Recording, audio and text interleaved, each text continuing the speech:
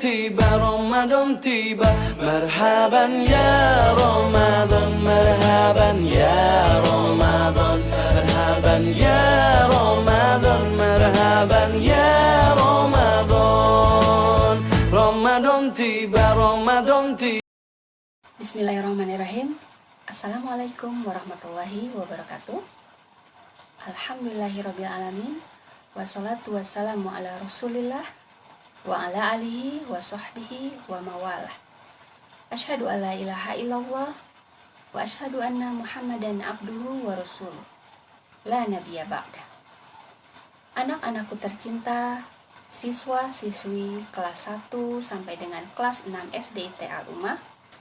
Alhamdulillah pada sore hari ini kita semua masih diberikan oleh Allah Subhanahu wa Ta'ala nikmat iman, nikmat Islam, serta nikmat sehat walafiat. Alhamdulillah, sehingga sampai saat ini di hari ke-10 di bulan Ramadan yang mulia dan penuh keberkahan, kita masih bisa melaksanakan puasa, masih bisa beraktivitas, masih bisa belajar, dan masih bisa terus berkarya. Anak-anakku yang sholih dan sholihah, tema kultum yang akan Ibu sampaikan pada hari ini yakni mengenai keutamaan makan sahur. Ayo, siapa yang hari ini belum sahur? Kenapa kita harus makan sahur? Baik, Ibu akan menjelaskan.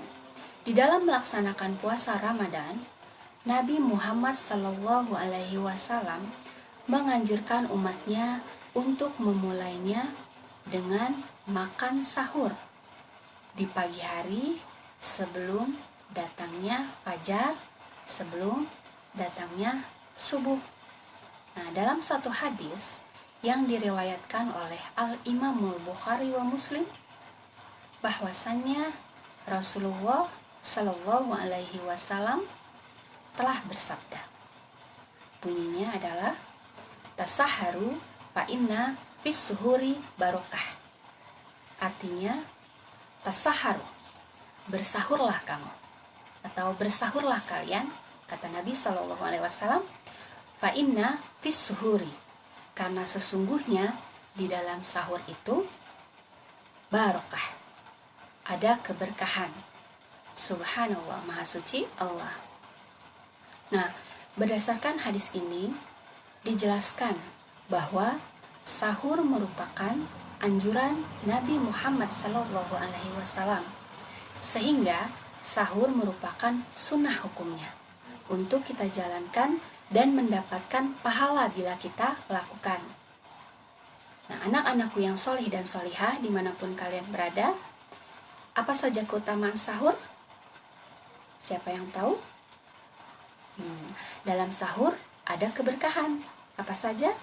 Ya, yang pertama, dalam sahur, keberkahan dalam sahur yang pertama dapat menjaga kesehatan tubuh. Kenapa dalam sahur dapat menjaga keberkahannya itu dapat menjaga kesehatan tubuh? Karena dengan sahur tubuh kita akan terjaga staminanya dibandingkan dengan tidak sahur, sehingga kita tetap energik dalam beraktivitas, kita tetap berenergik dalam belajar, dalam membantu ibu, jadi tidak terkendala apapun, jadi tetap semangat tilawahnya, semangat menghafal Quran, terutama membantu orang tua, dan juga semangat dalam belajar, baik yang belajar di rumah ataupun ikut belajar luring. Terus yang kedua, keberkahan dalam sahur itu apa? Yang kedua, termotivasi untuk rajin beribadah. Dengan sahur kita termotivasi untuk rajin beribadah. Biasanya memanfaatkan waktu menunggu azan subuh dengan semangat tilawah, mengulang hafalan dibandingkan harus kembali tidur. Khawatir terlewat ya karena ketiduran.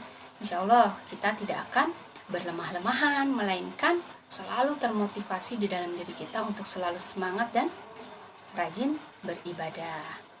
Bagaimana yang tidak sahur? Pasti akan berbeda. Karena orang yang kesiangan bangun sahur atau tidak sahur, semuanya itu serba terburu-buru. dari mulai bangunnya kesiangan, sahurnya terlewat, begitupun sholat subuhnya dia tertinggal. Nah, bagaimana diri akan termotivasi untuk beribadah kalau dia tergesa-gesa, yang ada hanya lesu, lemah, dan akhirnya bermalas-malasan karena haus dan lapar.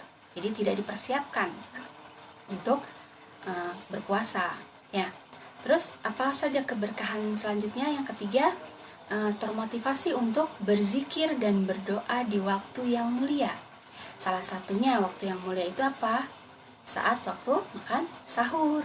Nah, di mana doa-doa kita akan dikabulkan oleh Allah Subhanahu wa taala. Sehingga termotivasi untuk banyak-banyak berzikir dan berdoa kepada Allah. Kita bisa minta apa saja yang kita mau dan kita harapkan, insya Allah akan dikabulkan. Terus apalagi keberkahan dari sahur yang terakhir, yang keempat, termotivasi untuk ampunan Allah, ampunan dosa. Jadi termotivasi untuk ampunan dosa. Nah, selain bulan Ramadan, Ramadan ini bulan penuh rahmat. Ramadan juga bulan penuh ampunan. Maka siapapun yang meminta ampunan kepada Allah Subhanahu wa taala di waktu sahur, maka insya Allah dengan yakin maka Allah akan mengampuni dosa-dosa kita sebanyak ampunan dosa yang kita lakukan. Nah, itu tadi keberkahan dan keutamaan sahur. Keberkahan sahur juga dijelaskan dalam satu sabda Nabi Shallallahu Alaihi Wasallam yang bunyinya yaitu innaha barokatun atakumullahu iyyaha watad'uhu, yang artinya sesungguhnya waktu sahur adalah berkah yang diberikan Allah kepada kalian, maka jangan kalian meninggalkannya.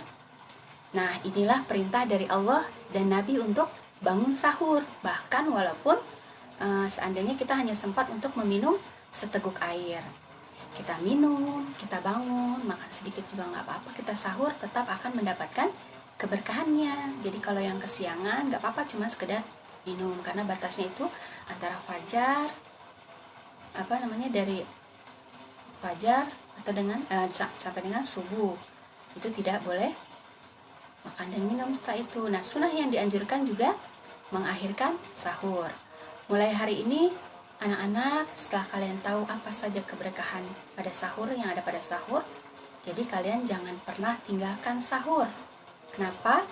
Karena orang-orang Yahudi yang berpuasa, sebagaimana dalam sebuah riwayat Nabi mengatakan bahwa dia atau mereka berpuasa namun tidak sahur. Jadi untuk membedakan puasa orang Yahudi dan orang Muslim atau puasanya kita, maka kita disunahkan untuk bangun dan melakukan sahur. Itulah keutamaan sahur.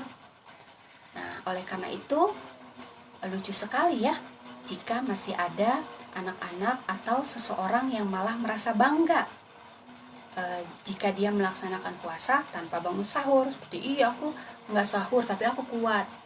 Ya, sekali dua kali tidak masalah, tapi kesananya akan mengganggu kesehatan. Justru orang yang tidak sahur itu semestinya malah harus merasa rugi. Kenapa? Karena tidak mendapatkan keutamaan dan keberkahan dalam sahur. Seperti tadi yang sudah dijelaskan apa saja keutamaan dan keberkahan sahur. Nah, kalau tidak bangun sahur, jangan salahkan puasanya. Jika di siang hari akan cepat merasa haus dan lapar dan akhirnya batal, jangan salahkan ayah dan bundanya juga karena tidak membangunkan sahur, padahal sudah dibangunin, didorong-dorong, sudah diteriak-teriakin, tapi masih dengan tidur. Tapi mulai sekarang tanamkan niat untuk berubah dalam hati agar terbangun tanpa dibangunkan orang tua. Kalau tidak bangun sahur, jangan salahkan juga puasanya bila di kemudian hari dia terkena sakit, orang yang tidak sahur tadi, akibat sering berpuasa tanpa sahur. Ya, jadi ingat, orang yang berpuasa tanpa sahur itu rugi. Kenapa rugi? Rugi dari tidak mendapatkan kesehatan. Rugi karena tidak mendapatkan keberkahan. Rugi karena melewatkan waktu mustajabnya dalam berdoa. Sekali lagi kata ibu, rugi orang yang tidak sahur. Ya, jadi yang masih mau bermalas-malasan sahur, mulai besok melalui kultum yang ibu sampaikan hari ini, ayo berubah. Mari kepada seluruh siswa-siswi SDIT Al-Ummah dan semua yang menyimak, jangan pernah tinggalkan sahur. Sebab sahur itu disyariatkan dalam Islam. Sahur itu ada janji keberkahan Allah. Sahur itu menjaga kesehatan tubuh. Sahur itu termotivasi untuk beribadah, berzikir, berdoa, dan untuk mendapatkan ampunan Allah. Apalagi sekarang sudah 10 hari ya. Itu raih benar-benar ridho Allah. Jangan sekali-kali menjadikan puasa sebagai alasan untuk berlesu-lesuan, berlemas-lemasan, apalagi bermalas-malasan. Jadi nggak mau beraktivitas, nggak mau sekolah, jadi malas belajar, pokoknya malas ngapa-ngapain, mager kata orang sekarang ya. Jangan seperti itu. Jadi bukan itu tujuan puasa.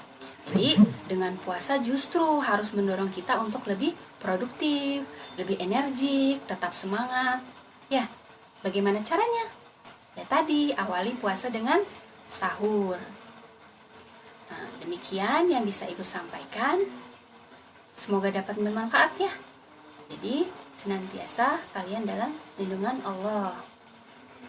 Jadi kurang lebihnya ibu mohon maaf. Jazakumullah khairan kepada kalian yang telah menyaksikan dan mendengarkan. Selamat belajar, selamat meresum. Ya, kita akhiri dengan mengucapkan hamdalah, alhamdulillahirobbilalamin, akhirul kalam, billahi taufiq wal hidayah. Wassalamualaikum warahmatullahi wabarakatuh.